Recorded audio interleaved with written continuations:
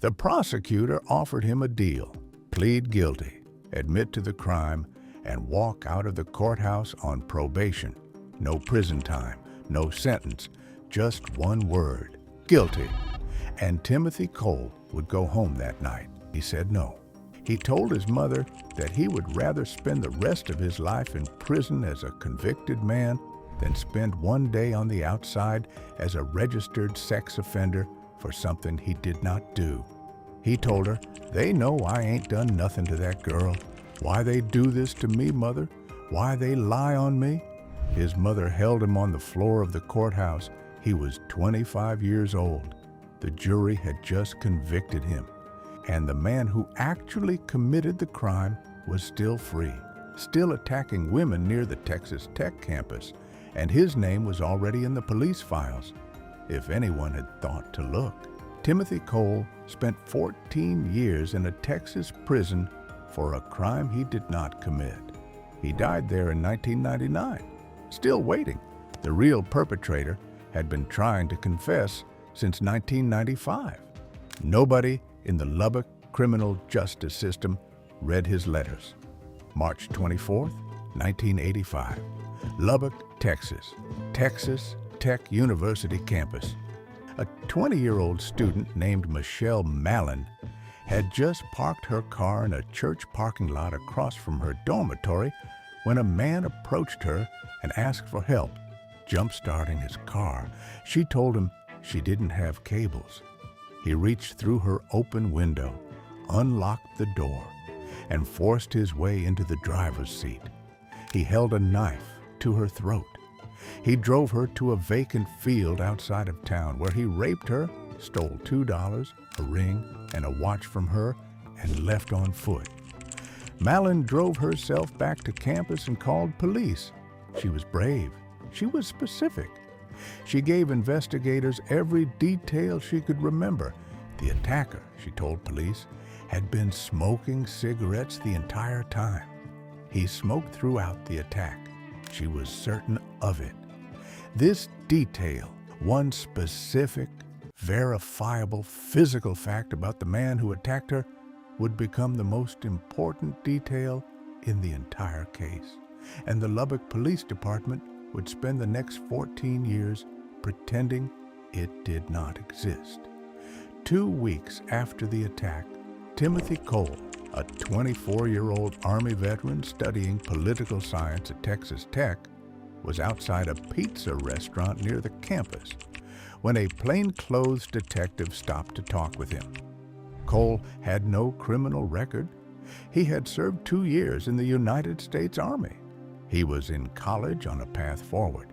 The detective took a Polaroid photograph of him on the spot and added it to a photo lineup shown to Michelle Mallon. The other 5 photographs in the lineup were standard police mugshots, all taken from the side. Cole's Polaroid was the only one facing directly at the camera. His was the only photograph taken that day specifically for this lineup. The other 5 subjects were facing sideways. Cole was facing forward. He stood out before Mallon had read a single name. Mallon selected Cole's photograph. She later identified him in a physical lineup. She was certain. "I was positive," she said years later. "I really thought it was him." She was telling the truth about what she believed, but what she believed was wrong. And the system that produced that belief had been designed, whether intentionally or not, to arrive at exactly this outcome. Timothy Cole's trial took place in 1986. His defense attorney presented an alibi. Cole had been home studying on the night of the attack, and his brother and several friends who had been there that night all testified to it. His attorney attempted to introduce evidence that a series of similar attacks had continued occurring near the Texas Tech campus in the months after Cole's arrest, which would suggest the real perpetrator was still active. The judge refused to allow most of that evidence before the jury.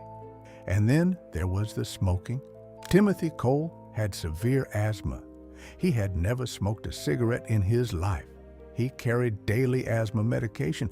His family and friends all confirmed it. The victim had specifically told police the attacker smoked throughout the entire crime. Cole's attorney raised this at trial. The jury convicted him anyway. After 6 hours of deliberation, he was sentenced to 25 years in prison. Inside prison, Cole continued to maintain his innocence. The Texas Department of Criminal Justice required inmates convicted of sex offenses to participate in a treatment program that included admitting guilt as a condition of parole eligibility. Cole refused. He would not say he had done something he had not done. Not for a prosecutor, not for a parole board, not for anyone. He was denied parole because he would not confess. He remained in prison not because the evidence was strong, but because his integrity was stronger than the system's patience. His asthma worsened in prison. He was assigned to work outside in the cotton fields despite his medical condition. The Texas heat and the physical labor made his asthma progressively worse. It was surfacing. He just didn't know it yet. In 1995, 10 years after the attack, 4 years before Timothy Cole would die, a Texas prisoner named Jerry Wayne Johnson wrote a letter. Johnson was serving life plus 99 years in a Texas prison for 2 sexual assaults committed in 1985, both of which shared identical characteristics with the attack on Michelle Mallon. In his letter, Johnson stated clearly that he had committed the rape for which Timothy Cole had been convicted. He wanted to set the record straight. He had nothing to gain and nothing to lose.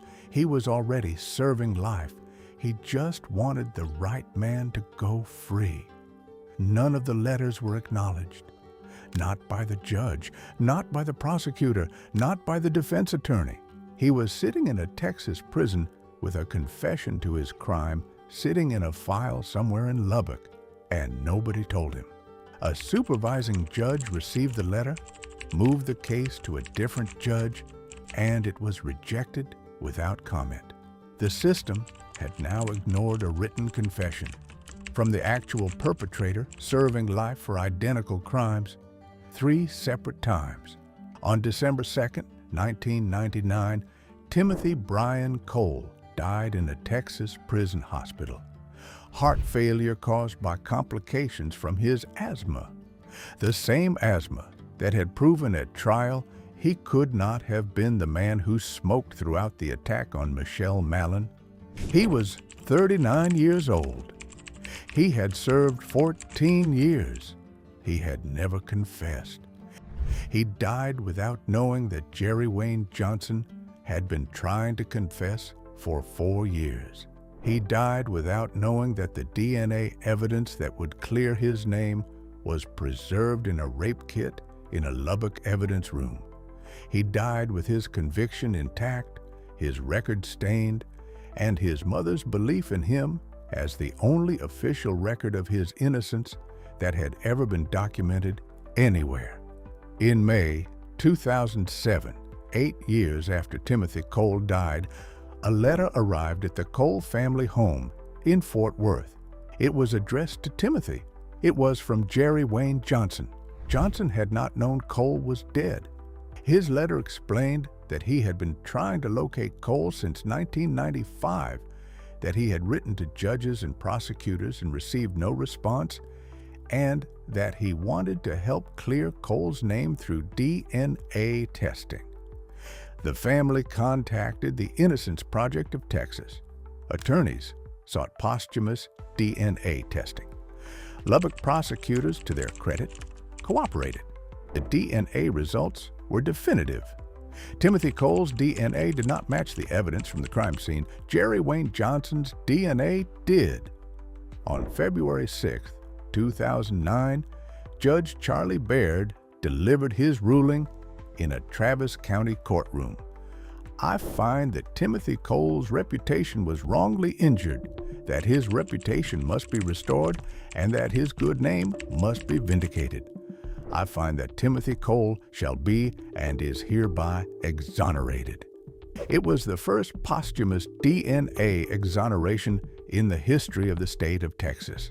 In that same courtroom, Michelle Mallon, the woman who had identified Cole, faced Jerry Wayne Johnson directly.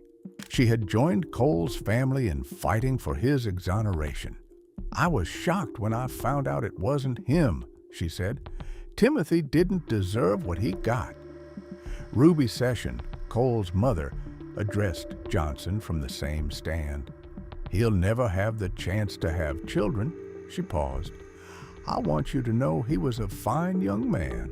On March 2nd, 2010, Governor Rick Perry granted Timothy Cole the state's first posthumous pardon.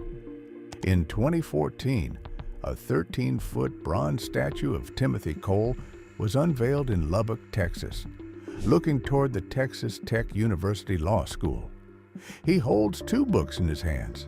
The binding of one reads, "Lest We Forget." The Lubbock District Attorney's Office, the office that had convicted him, that had received Johnson's confession letters, that had refused to participate in the Austin exoneration proceedings, did not attend the ceremony. When Michelle Mallon called a member of the DA's office in tears after learning the DNA results confirmed Cole's innocence, the response she received was this: "Oh, Michelle, it's okay. He had asthma. He was going to die anyway." A written confession from the real perpetrator sat in the Lubbock criminal justice system for 12 years. Timothy Cole died 4 years into those 12 years, still inside a prison, still unaware that the man who had destroyed his life had already tried 3 times to give it back. The photo lineup that placed him in front of a jury was constructed in a way that made his photograph stand out from every other image shown to the victim. The evidence that the attacker smoked and that Cole had severe asthma and had never smoked in his life was presented at trial and ignored. And the man who refused to confess to a lie, who chose prison over a false admission, who held his mother on a courthouse floor and asked her why, died in a Texas prison hospital at 39 years old, 6 years before the letter that would have freed him finally reached the people who could act on it. In Lubbock today, a 13-foot bronze statue of Timothy Cole looks toward the law school that should have protected him.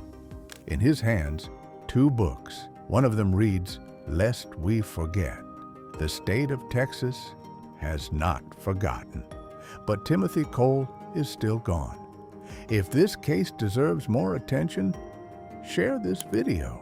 One share could reach someone who has been waiting for answers for years.